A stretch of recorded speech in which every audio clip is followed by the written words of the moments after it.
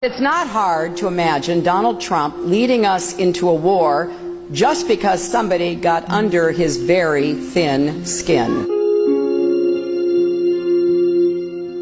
Americans aren't just electing a president in November. We're choosing our next commander-in-chief, the person we count on to decide questions of war and peace, life and death. And like many across our country and around the world, I believe the person the Republicans have nominated for president cannot do the job.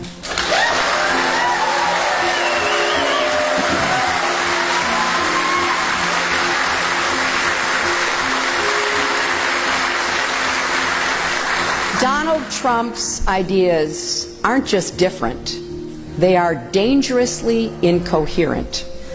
They're not even really ideas, just a series of bizarre rants, personal feuds, and outright lies.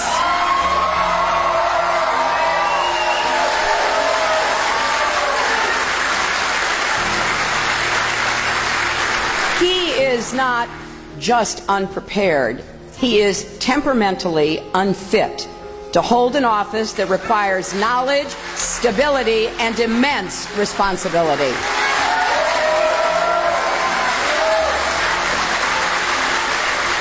This is not someone who should ever have the nuclear codes, because it's not hard to imagine Donald Trump leading us into a war just because somebody got under his very thin skin. Diplomacy is often the only way to avoid a conflict that could end up exacting a much greater cost. It takes patience, persistence, and an eye on the long game, but it's worth it. Take the nuclear agreement with Iran. When President Obama took office, Iran was racing toward a nuclear bomb. Some called for military action. But that could have ignited a broader war that could have mired our troops in another Middle Eastern conflict. President Obama chose a different path. And I got to work leading the effort to impose crippling sanctions. We brought Iran to the table, we began talks, and eventually we reached an agreement that should block every path for Iran to get a nuclear weapon. Donald Trump says we shouldn't have done the deal. We should have walked away. But that would have meant no more global sanctions and Iran resuming their nuclear program and the world blaming us. So then what? War? Telling the world, good luck, you deal with Iran? Of course, Trump doesn't have answers to those questions. Donald Trump doesn't know the first thing about Iran or its nuclear program. Ask him. It'll become very clear very quickly.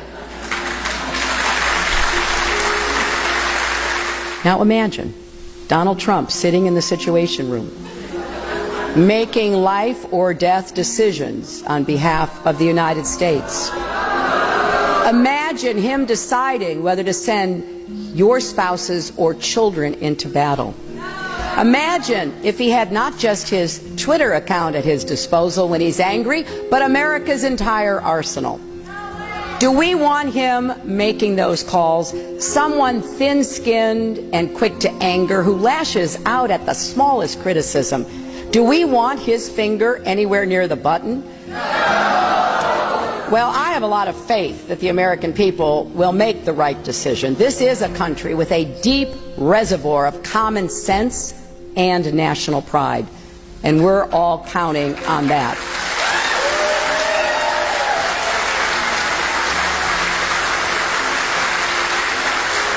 Because making Donald Trump our commander-in-chief would be a historic mistake, and it would undo so much of the work that Republicans and Democrats alike have done over many decades to make America stronger and more secure.